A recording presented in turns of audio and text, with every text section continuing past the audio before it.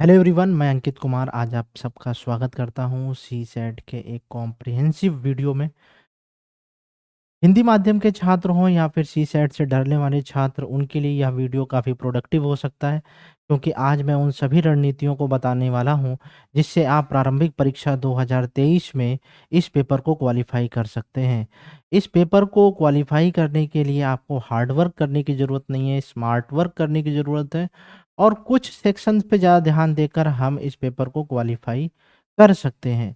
बिना देर किए हुए हम लोग अपने विषय पर आते हैं और इस बैच का प्रारंभ करते हैं ताकि हम इस सी सेट को क्वालिफाई कर सकें।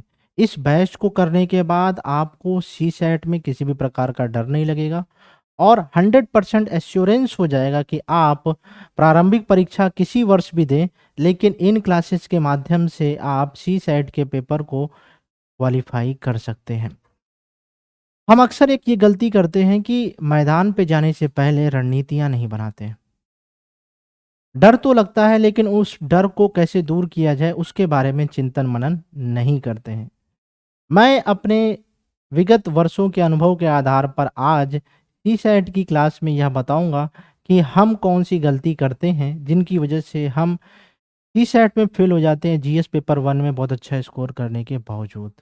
अगर हम इस पेपर को क्वालिफाई करेंगे ही नहीं, तो जीएस पेपर 1 में चाहे जितना स्कोर कर लें, उन सब का कोई मतलब रह नहीं जाएगा। सबसे पहली बात, अगर हम देखें तो सीसैट का फुल फॉर्म क्या है, हम इस चीज़ पे ध्यान देते ही नहीं हैं।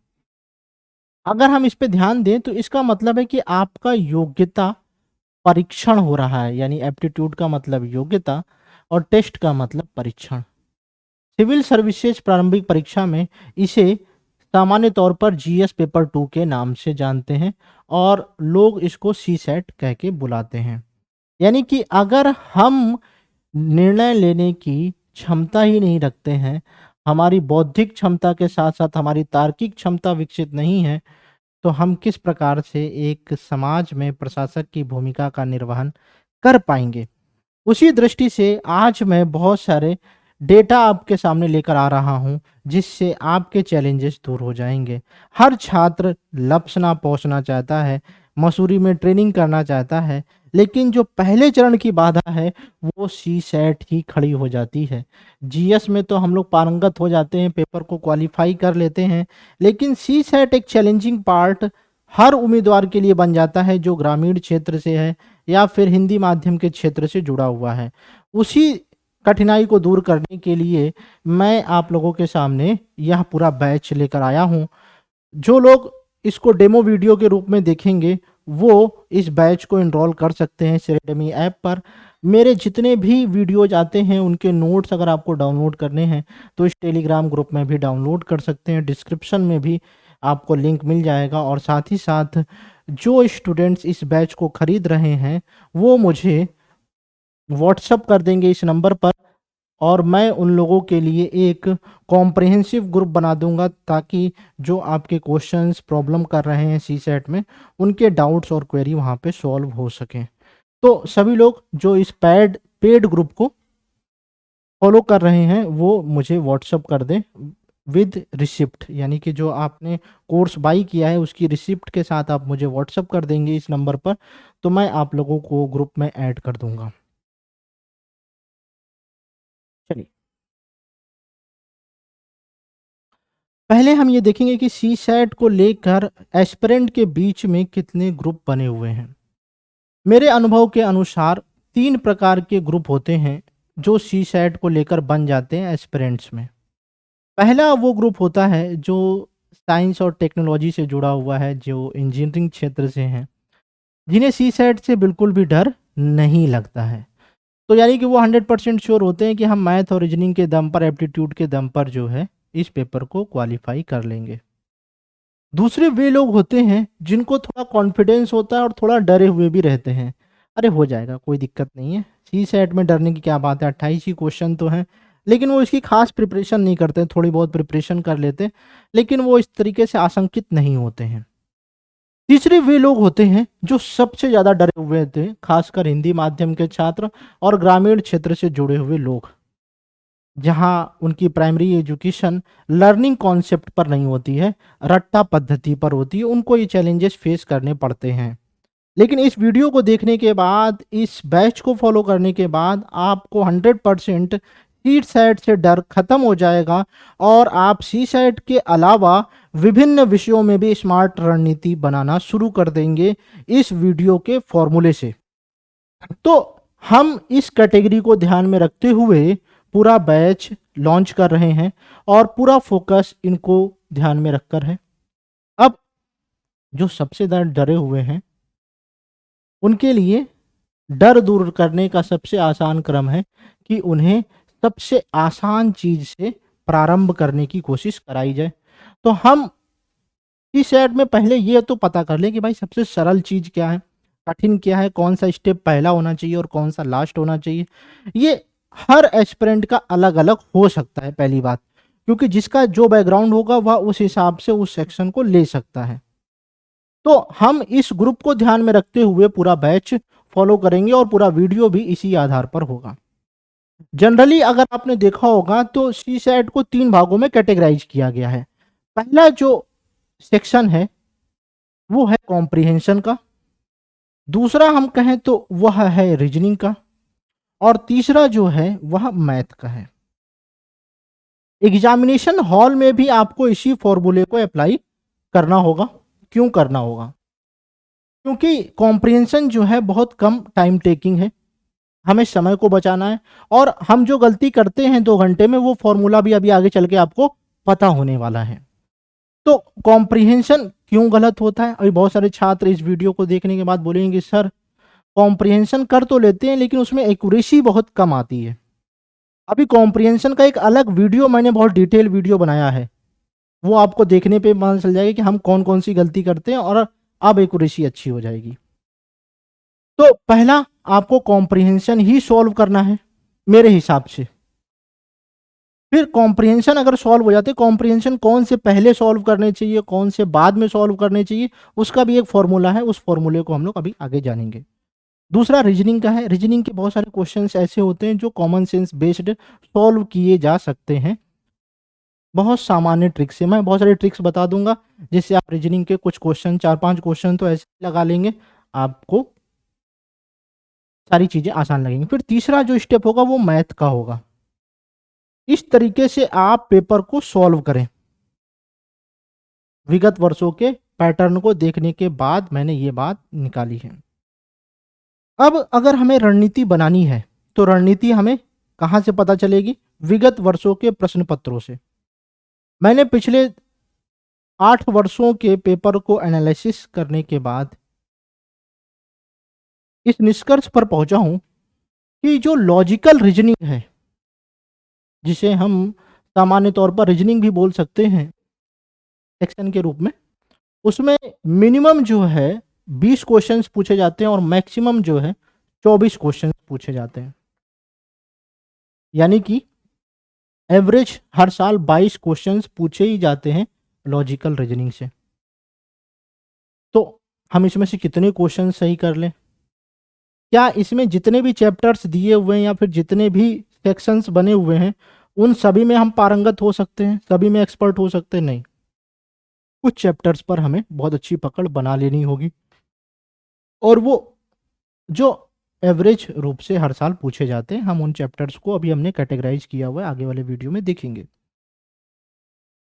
रीजनिंग में लगभग इतने प्रश्न आते ही आते हैं एवरेज, यानी कि ये इंपॉर्टेंट सेक्शन है हमारे लिए, हम इसको स्किप नहीं कर सकते हैं।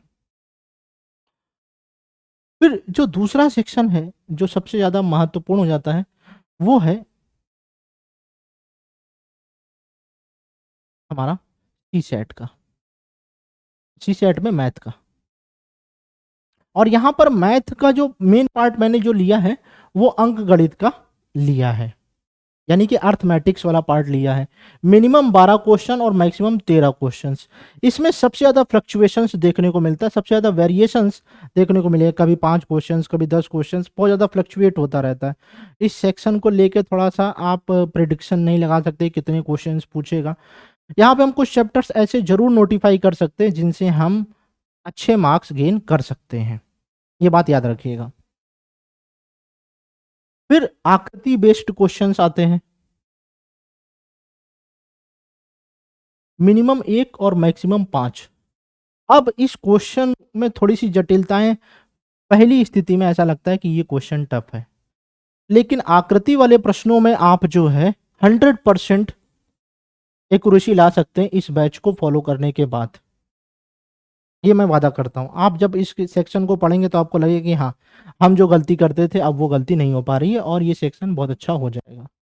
फिर जो अभी ज्योमेट्री थी, ज्योमेट्री में जो है 5 क्वेश्चंस हर साल एवरेज पूछे ही जाते हैं। तो ज्योमेट्री वाला सेक्शन भी हम उसको बता देंगे कैसे इसमें करना है। एक सेक्शन जो है वो स्लाइड में छूट गया है और वो सेक्शन है कॉम्प्रिहेंशन का।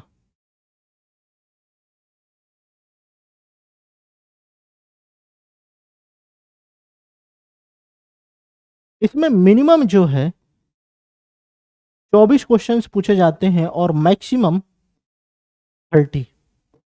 इस पेपर को क्वालिफाई करने के लिए हमें कितने मार्क्स चाहिए, कितने क्वेश्चन सही करने हैं? मात्र 28 क्वेश्चंस। 80 में से 80 में से अगर 28 क्वेश्चंस अगर हमारे सही हो जाएंगे तो हम इस पेपर को क्वालिफाई कर सकते हैं। कितने क्वेश्चंस अटेम्प्ट करने चाहिए, कितने नहीं करने चाहिए, क्या एक फॉर्मूला होगा जिसके थ्रू हम इतने क्वेश्चंस अटेम्प्ट कर लें, अभी आगे देखेंगे। अगर हम इसका एवरेज निकालने की कोशिश करें तो लगभग 25 टू 26 क्वेश्चंस हर साल पूछे ही जाते हैं। और इसमें एक्यूरेसी कितनी हो सकती है? मेरा ये मानना है कि 100%, अगर 90 टू 100 के बीच में एक्यूरेसी होनी चाहिए। मेरे तो हमेशा ज़्यादा एक्यूरेसी ही रही है, 99-98% तक एक्यूरेसी मेरी रही है। और मैं इतनी एक्यूरेसी कैसे मेंटेन करता हूँ ये भी मैं आपको भी बताने वाला हूँ। तो यानी कि ये एक ऐसा सेक्शन है जो बहुत ईजी भी है, ज़्यादा मेहनत करने की ज़रूरत नहीं है, हर व्यक्ति कर सकता है। अब सोचिए कि कोई पैसेज दिया हुआ है, चीज़ आपके सामने है और उस सामने की चीज़ में से आपको उत्तर ढूँढना है। सबसे आसान काम है कि नहीं? लेकिन यही सबसे ज़्यादा मुश्किल लगता है। अब इसके लिए करें तो करें क्या? हम लोगों का जो भी रीडिंग मेथड रहा है वो अच्छा नहीं रहा है। इस वजह से इस सेक्शन में प्रॉब्लम होती है। अदरवाइज़ इस सेक्शन को बहुत बेहतर किया जा सकता है। मैं पूरी ट्रिक्स बताऊँगा जिस फ़ॉर्मूले को अप्लाई करके आप इस चीज़ को बेहतर कर सकते हैं। आज से आप लोगों को एक फ़ॉर्मूला अप्लाई करना है कि आज से आप एडिटोरियल एक पढ़ेंगे। एक एडिटोरियल पढ़ने के बाद आप उसका एक टाइटल डिसाइड करेंगे कि ये लॉजिकली यही टाइटल हो सकता है। और अपने दोस्त मित्र यार से चेक करवा सकते हैं जो आपका स्टडी ग्रुप का पार्टनर है। या फिर इनिशियल स्टेज में आप मुझसे बता सकते हैं कि सर मैंने ये एडिटोरियल पढ़ा हुआ है, इसका लॉजिकली निष्कर्ष क्या हो सकता है? क्या मैं सही हूँ या गलत हूँ? आप मुझसे पूछ सकते हैं, मेरी हेल्प ले सकते हैं। तो इससे क्या होगा कि आपका फ़ोकस सिर्फ़ उसी पर हो जाएगा। दूसरी गलती हम क्या करते हैं कि जब हम किसी भी पैसेज को पढ़ते हैं, तो हम उस पैसेज में अपने जीएस के नॉलेज को भी लगा देते हैं। जैसे अगर कोई पैसेज जो है अनुकंपा नियुक्ति से रिलेटेड है, तो हम उसमें अपने पॉलिटी के जीएस नॉलेज को उसमें लगा देंगे, जबकि ऐसा नहीं करना चाहिए। सबसे पहली गलती तो यही हो जाती है कि पैसेज को सॉल्व करते समय हम जीएस के अपने नॉलेज को वहाँ पर लगा देते हैं। ये बिल्कुल भी ना करें। आपका ध्यान सिर्फ़ उस पैसेज के अंदर ही होना चाहिए। जो उस पैसेज में बातें लिखी हुई हैं, उसी के आधार पर आपको उत्तर की खोज करनी होगी। कभी-कभी छात्र कहते हैं कि सर इसमें टाइम बहुत ज़्यादा लगता है, हम इसके टाइम को कैसे कम कर सकें? इसको भी अभी हम आगे बताएँगे कि इसको कैसे कम कर सकते हैं। किस फ़ॉर्मूले के तहत इसको कम किया जा सकता है। अब सीसैट के पूरे पैटर्न को देखते हैं जिससे हमें टाइम मैनेजमेंट के बारे में पता चलेगा। सीसैट में 80 क्वेश्चंस पूछे जाते हैं, 200 मार्क्स के होते हैं, 2 घंटे का पेपर होता है और इस आधार पर हम एवरेज पर क्वेश्चन देखेंगे तो 1.5 मिनट है हमें एक क्वेश्चन को सॉल्व करने के लिए। तो क्या हमें पूरे 80 के 80 क्वेश्चंस पर ध्यान देना है? ध्यान देने की बात है, तो इसका आंसर है नो। हमें 80 क्वेश्चंस पे ध्यान देना ही नहीं है, हमें सॉल्व ही नहीं करना है, हमें उनकी तरफ देखना ही नहीं है, हमको उनको पढ़ना ही नहीं है, क्योंकि हमें यहाँ पे इस पेपर में टॉप करना ही नहीं है, हमको इस पेपर को क्वालिफाई करना है, यहाँ पर अपना नॉलेज नहीं दिखाना है। तो फिर क्या करना है? यहाँ पे क्या टारगेट होगा? 35 to 40 क्वेश्चंस जो हमारे कॉन्फिडेंस के अनुसार 100% सही हो सकते हैं, सिर्फ उनको ही अटेंड करना है। बाकी क्वेश्चंस को आपको स्किप कर देना, बाकी क्वेश्चंस आपके लिए बिल्कुल भी इंपॉर्टेंट नहीं है। तो यानी कि आप क्वेश्चन अगर मान लेते क्वेश्चन नंबर 1 है, आपने उस टॉपिक को पढ़ा ही नहीं है तो आप उसको स्किप कर दीजिए। दूसरा नहीं पढ़ा है, आप दूसरे को स्किप कर दीजिए। तीसरा आपने पढ़ा हुआ है, हाँ आप उसको अटेंड कर सकते हैं, लेकिन आपको इस तरीके करना भी नहीं है। अभी हमने बताया ना कि पहले कॉम्प्रिहेंशन वाला, कॉम्प्रिहेंशंस में भी कौन सा सेक्शन आपको देखना है? जो सबसे छोटे पैसेज हैं, जो सबसे छोटे पैसेज हैं उनको आपको देखना है। फिर उसके बाद आपको वो पैसेज देखने हैं जिसमें सबसे ज्यादा प्रश्न होते हैं। यूपीएससी के द्वारा एक पैसेज में मैक्सिमम 3 क्वेश्चंस पूछे जाते हैं, तो पहले उन पैसेज का आकार देख लीजिए। अगर वो मैक्सिमम क्वेश्चंस हैं और पैसेज का आकार छोटा है तो आप उस क्वेश्चन को ले लीजिए। तीसरे नंबर पर कि पैसेज का आकार बड़ा है लेकिन प्रश्न एक ही है, आप उसको अटेंड करिए। ये फॉर्मूला होना चाहिए। ये नहीं कि आपने ये फॉर्मूला बना लिया कि कॉम्प्रिहेंशन तो सबसे पहले सॉल्व करेंगे पूरे 28 के 28, क्योंकि 28 क्वेश्चन यहीं पे हो जाएंगे तो फिर डर खत्म हो जाएगा। ऐसा मत करिएगा। तो आप ये गलती बिल्कुल भी ना करें कि सारे पैसेज एक साथ पढ़ना शुरू कर दें। आप सबसे पहले छोटे पैसेज को सॉल्व करेंगे, फिर उसके बाद उन पैसेज को सॉल्व करेंगे जिनसे मैक्सिमम क्वेश्चंस पूछे गए हैं लेकिन उनका आकार छोटा है। तीसरे नंबर पर बचे हुए पैसेज सॉल्व करेंगे क्योंकि वो आकार में भी बड़े होंगे और क्वेश्चंस भी लेस होंगे। अब हम लोग आते हैं अपने फॉर्मूले के ऊपर। जो फॉर्मूला मैंने बनाया हुआ था, कहाँ गया? हम्म, अब हमारा टारगेट ऑडियंस क्या रहेगा? टारगेट ऑडियंस यानी कि टारगेट क्वेश्चंस क्या रहेंगे? हमें 35 to 40 क्वेश्चंस ही अटेम्प्ट करने हैं और इसी में से सही करने होंगे। जिन लोगों को थोड़ा डर लगता है तो वो 2-4 क्वेश्चंस प्लस ज़्यादा कर सकते हैं, कोई दिक्कत नहीं। अगर हम 40 क्वेश्चन अटेम्प्ट करेंगे तो एवरेज हमारे पास कितना मिनट है? 3 मिनट एक क्वेश्चन को सॉल्व करने में है। पहले जब 2 घंटे के पेपर में हम 80 क्वेश्चन सॉल्व कर रहे थे तो 1.5 मिनट थे, लेकिन अब हमने क्या कर दिया? स्ट्रेटजी को चेंज कर दिया। अब हमारा टारगेट सिर्फ 40 क्वेश्चन ही है, तो उस आधार पर हमें क्वेश्चन को सॉल्व करने में टाइम ज़्यादा मिलेगा। अगर 3 मिनट मिलेगा एक क्वेश्चन को सॉल्व करने में, पहले हमें 1.5 मिनट मिल रहा था, अब हमारे पास दुगना मिनट है, तो क्या हमें एक्यूरेसी मेंटेन करने में कोई दिक्कत होगी? नहीं होगी। तो आपको यहीं से लग गया हो कि हाँ, यहीं पर हम लोग पहली गलती कर देते हैं। और हमारे पास टाइम ज़्यादा है, प्रेशर कम हो जाएगा, और लाइफ में जहाँ प्रेशर कम होता है वहाँ पर एक्यूरेसी ऑटोमेटिक थोड़ी ज़्यादा हो जाती है। फिर अगर कुछ लोगों को लगता है कि 35 क्वेश्चंस हमें टारगेट करने हैं तो उनका टाइम थोड़ा सा बढ़ जाएगा, 3.42 मिनट, यानी कि लगभग 3.5 मिनट होंगे आपको एक क्वेश्चंस को सॉल्व करने के लिए। अब कुछ लोग सोच रहे होंगे कि सर 28 में कट ऑफ जाती है, बस 7 क्वेश्चंस का अंतर है, अगर इसमें से कुछ भी गलत हो गया तो नेगेटिव मार्किंग भी होगी, 1/3 का फॉर्मूला है, और फिर कहीं हम अटक ना जाए। तो आप 40 क्वेश्चंस का टारगेट लेकर चलिए। अगर आपको फिर भी यहाँ पे डाउट लगता है तो उसका टारगेट 40 प्लस भी किया जा सकता है। ऐसा नहीं है कि हमें इसी दायरे में रहना है। बस ज़्यादा क्वेश्चंस के चक्कर में आपकी एक्यूरेसी गलत नहीं होनी चाहिए। आपको यहाँ पे सिर्फ एक्यूरेसी ही ध्यान देना होगा। अब आपको समझ में आ गया कि हमें क्या करना है? 1.5 मिनट की जगह हमें 3 मिनट से 3.5 मिनट पर क्वेश्चन को सॉल्व करने के लिए लेना है। इतना टाइम वैसे लगेगा नहीं। अब क्या करेंगे? आप इसी फॉर्मूले को जब सारे टॉपिक्स पढ़ लेंगे तो अप्लाई करना शुरू कर देंगे। लगभग 100 दिन है हमारे पास। इन 100 दिनों में हम 80 क्वेश्चंस का टारगेट बना रहे थे, अब हमारे पास 40 क्वेश्चंस है और टॉपिक उससे भी ज़्यादा कम। यानी कि हम इस पेपर को क्वालिफाई बहुत अच्छे से कर सकते हैं, बस स्ट्रैटेजी सही होनी चाहिए, डायरेक्शन सही होना चाहिए। सारा खेल डायरेक्शंस का होता है। अगर आपकी दिशा सही होगी तो आप मंजिल पर ज़रूर पहुंच जाएंगे, भले ही उसमें थोड़ा समय लगे। अब आपको विश्वास हो गया होगा कि सी सेट के पेपर को क्वालिफाई कर सकते हैं, क्योंकि अब हम लोग स्मार्ट वर्क की तरफ आगे बढ़ चुके हैं। तो यहाँ बात समझ में आ गई।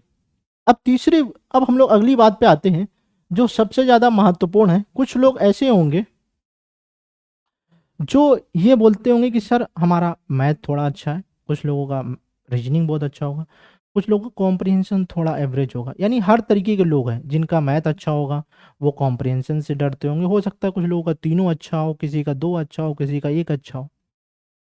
अब वो लोग करें तो करें क्या, हम क्या स्ट्रेटजी फॉलो करें जो हर किसी को एक एवरेज मार्क्स ले आए, यानी कि हम 40 क्वेश्चंस के बीच में हम टारगेट कर पाएँ और उनको अटेंड करके एक्यूरेसी भी लगभग 95% तक मेंटेन की जाए। कुछ टॉपिक्स मैंने अभी कैलकुलेट किए हैं जो पूछे ही जाते हैं और थोड़ा सा इजी पार्ट है। पहले हम मैथ में देखेंगे। हर अभ्यर्थी को इन क्वेश्चंस को जरूर सॉल्व कर लेना चाहिए, थोड़ी सी हेल्प हो जाती है। मैंने ये चैप्टर्स सबके लिए बताए, ये सबको पढ़ने हैं। जैसे एवरेज औसत के क्वेश्चंस पूछे ही जाते हैं, तो आप भैया उसको सॉल्व कर लीजिए, उसको थोड़ा सा पढ़ के जाइए अच्छे से। मैं भी उसको बताऊंगा, ऐसा नहीं कि नहीं बताऊंगा। फिर प्रतिशत वाले प्रश्न आते हैं, टाइम और दूरी, यानी कि समय और दूरी वाले प्रश्न, इसकी भी मैं ट्रिक बता दूंगा। प्रॉफिट और लॉस, यानी कि लगभग 4-5 ऐसे टॉपिक्स हैं मैथ में जो पूछे ही जाते हैं, वो आप अच्छे से तैयार कर लेंगे तो आप मान के चलिए कि 4 क्वेश्चंस यहाँ से तैयार हो गए आपके, वो सही हो जाएंगे। 100% एक्यूरेसी यहाँ पर ले आइए। तो मैथ के ये टॉपिक्स तो पढ़ सकते हैं, जिनको डर लगता है वो भी इस सेक्शन को बहुत अच्छे से कर सकते हैं। अभी मैं सी सेट के सिलेबस को भी डिस्कस करूंगा कि सी सेट में हमें एक्चुअल क्या क्या पढ़ना चाहिए, क्योंकि यूपीएससी ने सिलेबस को डिफाइन तो नहीं किया, लेकिन हमें इस विषय की तैयारी के लिए अपने हिसाब से तो डिफाइन करना ही पड़ेगा। तो मैंने मैथ और रीजनिंग के चैप्टर्स डिफाइन किए हैं, उसके लिए मैंने एक अलग लेक्चर्स बनाया हुआ है, वो आप उसको देख लीजिएगा। फिर रीजनिंग में आते हैं, जहाँ पे ब्लड रिलेशन, रक्त संबंध, हाँ कि एक्स के चाचा वाई हैं, वाई के मामा एम है, इस तरीके से इसका एक्स के साथ क्या संबंध, ऐसे प्रश्न आते ही आते हैं। फिर डायरेक्शन वाला क्वेश्चन कि वह पूर्व में 5 मीटर चला, फिर दक्षिण में 10 मीटर चला और वह वर्तमान में किस दिशा में है, या फिर वहाँ जहाँ से स्टार्ट किया जाए वहाँ से कितनी दूर है, ऐसे क्वेश्चन। सिटिंग अरेंजमेंट वाले भी प्रश्न बहुत कभी कभी परेशान कर देते हैं, लेकिन ये मुझे लगता है सबसे ईजी है। मैं इसका एक फॉर्मूला बता दूंगा तो बहुत अच्छा है।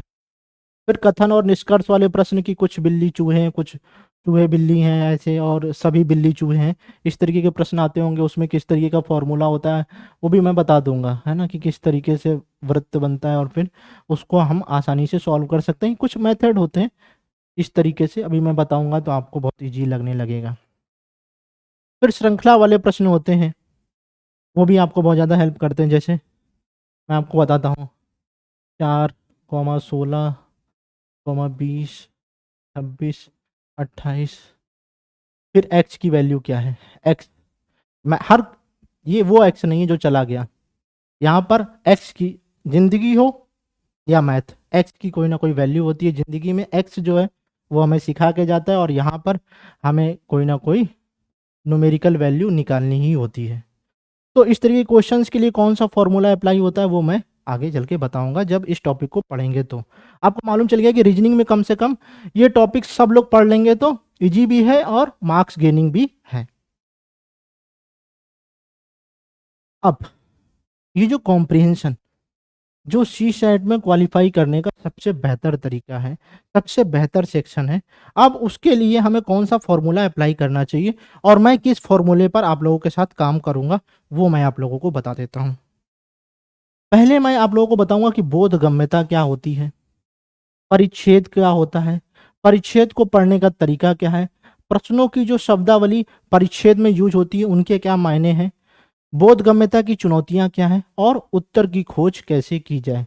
इस स्टेप बाय स्टेप फॉर्मूले से हम लोग क्या करेंगे, कॉम्प्रिहेंशन को तैयार करेंगे।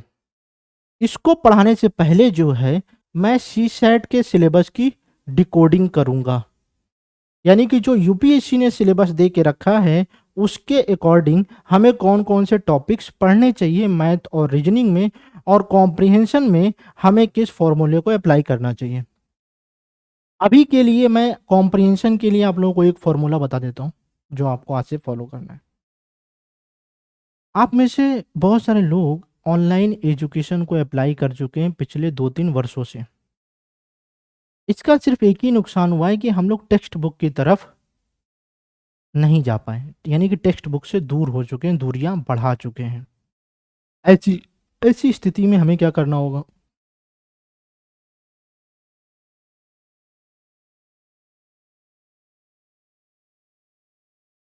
अपने पढ़ने की हैबिट को अच्छा करना होगा।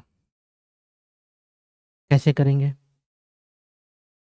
हम जब किसी भी पैसेज को पढ़ रहे हों, आज से आप एक एडिटोरियल डेली पढ़ेंगे, उसको पढ़ते समय सिर्फ उसी एरिया को फोकस करना, यानी कि अगर 10 लाइन का पैसेज है तो सिर्फ उसी 10 लाइन के अनुसार हमें चिंतन मनन करना है।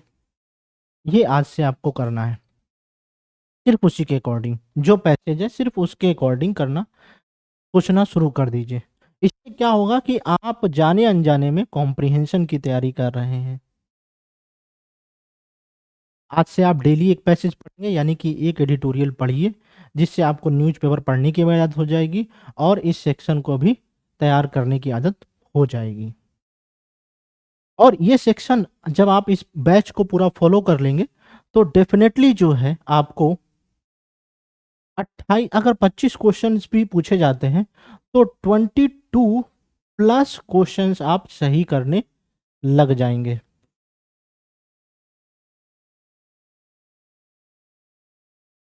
ये मेरा वादा है। और आज के सत्र से आपको बहुत सारी चीजें पता भी चल गई होंगी कि हम लोग कहाँ पे गलती करते हैं और स्मार्ट वर्क क्यों नहीं करते हैं, क्योंकि हमें कुछ बेसिक फॉर्मूले दिखते ही नहीं है, होते सामने ही है, लेकिन हम उन पे ऑब्जर्व नहीं कर पाते, उनको एक्शन में कन्वर्ट नहीं कर पाते। तो अगला लेक्चर किसके ऊपर होगा, सिलेबस, यानी कि जो सी सेट का सिलेबस है उसके ऊपर, और दूसरा उसके बाद होगा टॉपिक कॉम्प्रिहेंशन, यानी कि कॉम्प्रिहेंशन को सॉल्व करेंगे। कॉम्प्रिहेंशन बहुत सारे मेथड हैं, उनको मैं बताऊंगा, यानी कि लगभग 3 से 4 लेक्चर में हम लोग का कॉम्प्रिहेंशन पूरा कंप्लीट हो जाएगा।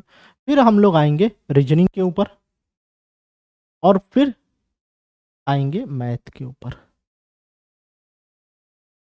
इस तरीके से हमारा सी सेट लगभग 1 महीने में कंप्लीट हो जाएगा। और प्रैक्टिस भी कर लेंगे कुछ क्वेश्चंस की। प्रैक्टिस करने के बाद आपको कॉन्फिडेंस खुद ब खुद आ जाएगा और मैं पर्सनली मेंटर भी करूंगा कि सी सेट में कोई दिक्कत ना हो। समय समय पर मैं लाइव सेशंस लूंगा आप लोगों के, जिससे सारे चैलेंजेस खत्म हो जाएंगे। अगले वीडियो में हम लोग मिलेंगे जहाँ पे अब डिस्कस बता ही दिया, फॉर्मूला बता दिया कि हम लोग पहले सिलेबस डिस्कशन करेंगे और फिर उसके बाद हम आएंगे कॉम्प्रिहेंशन वाले सेक्शन पे। अगर किसी भी छात्र के कोई भी डाउट या क्वेरी है तो आप मुझसे कमेंट सेक्शन में पूछ सकते हैं, और जो पेड यानी कि जो बैच ज्वाइन कर चुके हैं वो मुझसे व्हाट्सएप पर पूछ सकते हैं, उनका मैं ग्रुप बना दूंगा, जब मैसेज करेंगे तो वहाँ पर भी आप अपने डाउट्स पूछ सकते हैं। मिलते हैं अगले वीडियो में। Thank you so much. जय हिंद।